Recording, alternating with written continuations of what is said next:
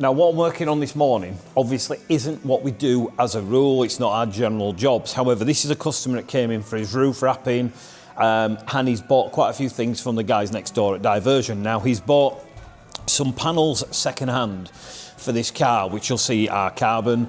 So he's bought the WRC bumper and the wings basically second hand, and unfortunately, as you'll see in the video now, they just don't fit very well at all. So I've said I'm going to have a look to see if I can do anything with them. I mean, realistically they should line up really straightforward, but if he's had a go himself, it's making me wonder, do they even fit at all? And what I have noticed is when we pop the bonnet that they're not even in the right spaces, or the actual alignment on the holes, which isn't an issue, but it makes me wonder if the mould has been made so many times that it's expanded. So that's basically how it works. So when we had the race team, we used to make carbon fibre. Now, how it works is you create a mould, and then you skin from the inside, and then you pull the mould back out. And what happens is it expands over time, and it becomes bigger and bigger and bigger, and the mould doesn't become a good fit. And this is possibly what's happened with this particular kit. So we're about to pop the bonnet open. I'm going to have a look if we can do anything with it, because quite frankly, this line is shocking, and that wing doesn't even fit at all at the top. Right, so where we are with it, the truth is it's never going to fit properly. It's not designed that great that it's going to allow it. We've managed to pull the bonnet down a little bit, which has made it line up here perfectly. We've readjusted this.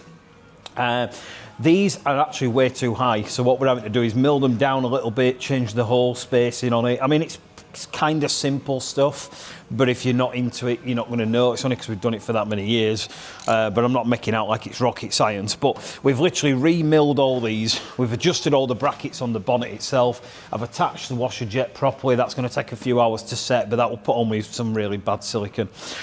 So we've just redone that for him. And then what we're going to basically do is I've had to mill some of the sides of the wing, because the wing itself is actually too big here, which isn't allowing it to go in properly. So by adjusting that, it's allowed me to basically realign this up now. Like I said, it's not going to be a perfect fit. The bonnet itself is actually bowed in the middles. That means when you put the bonnet down, the front and the back fit really nice, but the middle doesn't, and that's not uncommon because it's the way the mould's done. But by letting us do that, it means we've got almost an exact gap, an exact line across there, and it's also not too high, where if you see on the video that I showed you a minute ago, I'll put it in again, the gap here, you could have got an iPhone between this and the actual bonnet itself. So as I say, it's not going to be perfect, but it's a million times better. I then have to have a look now why the bumper doesn't align up, but I've got a feeling it needs screwing in properly from underneath there. So to do the bonnet, to do the bumper, I think that's going to be a separate job that we're going to have to get on the ramp and actually take the bumper off and refit that properly.